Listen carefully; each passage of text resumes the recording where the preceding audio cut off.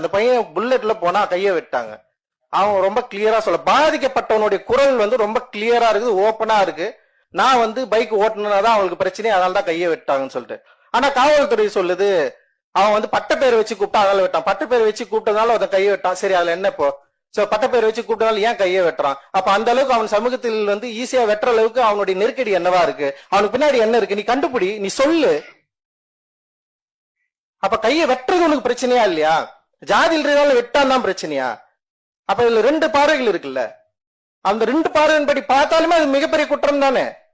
அந்த குற்றத்துக்கு முதல்ல தீர்வை தேடாம வந்து முதல்ல வந்து சமூக என்ன சொல்றது, சோசியல் மீடியால உடனே வந்து அந்த செய்தியை வந்து இதனால் நடக்கவில்லை அப்படின்னு சொல்லிட்டு மக்கள் கிட்ட சொல்லி உடனே தீர்ப்பு எழுதணும். சோசியல் மீடியால தீர்ப்பு எழுதிட்டா அது குற்றத்திலேயோ இல்ல வழக்கு மன்றத்திலேயே என்ன ஆகுதோ அதை பத்தி கவலையே கிடையாது. ஃபர்ஸ்ட் வந்து உடனடியா அரசு இது இந்த மாதிரி ஒரு சாதி பிரச்சனை இங்க நடக்கல அப்படின்றது காட்டுறது மூலமா நீங்க என்ன விரும்புறீங்க நீங்க அப்படின்ற ஒரு கேள்வி இருக்குல்ல. இங்க இதுக்கு யார் பதில் சொல்ல போறா?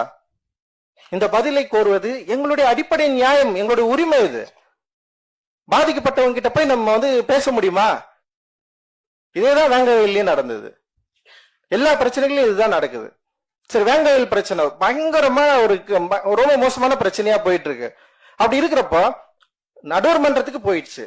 அங்க வந்து இன்னும் தீர்ப்பு வந்து அதாவது விசாரிக்கல, வெறும் குற்றம் சாட்டப்பட்டிருக்கு. சிபிஐ அவங்க என்ன பண்றாங்கன்னா வந்து சிபிசிஐடி தானே, சிபிசிஐடி என்ன பண்றாங்க, விசாரிக்கிறாங்க, ஒரு குற்றப்பத்திரிகை வந்து சமர்ப்பிக்கிறாங்க. அப்ப வந்து யார் வந்து குற்றம் சாட்டினாங்களோ அவங்கதான் குற்றவாளிகள்னு சொல்லிட்டு அவங்க வந்து ஒரு அறிக்கை வந்து சமர்ப்பிக்கிறாங்க.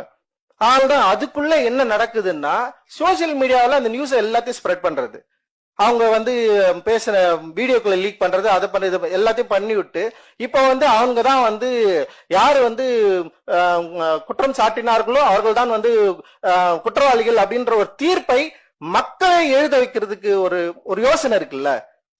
அப்ப நடுவர் மன்றம் எதுக்கு? அப்ப நீதிமன்றம் எதுக்கு? அப்ப ஏன் அரசு வந்து நீதிமன்றத்துல போயிட்டு வந்து அறிக்கை தாக்கல் செய்யணும்? சிபிசிஐடி அது மக்கள் கிட்டே தாக்கல் செஞ்சுட்டு போயிடலாமே.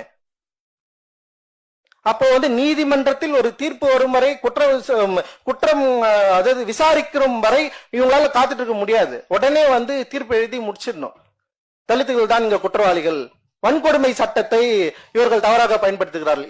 இப்ப இங்கதான் வருது, தொடர்ந்து சுத்தி இந்த இடத்துல வந்து நினைச்சு. அப்போ இங்க ஒரு பெர்ஸ்பெக்டிவை கிரியேட் பண்றாங்க, ஒரு கோணத்தை உருவாக்குகிறார்கள். அதை யாருன்னா பாதிக்கப்பட்டவர்களே வந்து குற்றவாளிகளாக மாற்றுகிற ஒரு இடத்துல வந்து நிக்குது. சோ இந்த விஷயத்த நம்ம எப்படி ஹேண்டில் பண்ண போறோம்? நமக்கு என்ன பொறுப்பு இருக்கு? நமக்கு என்ன சவால் இருக்கு?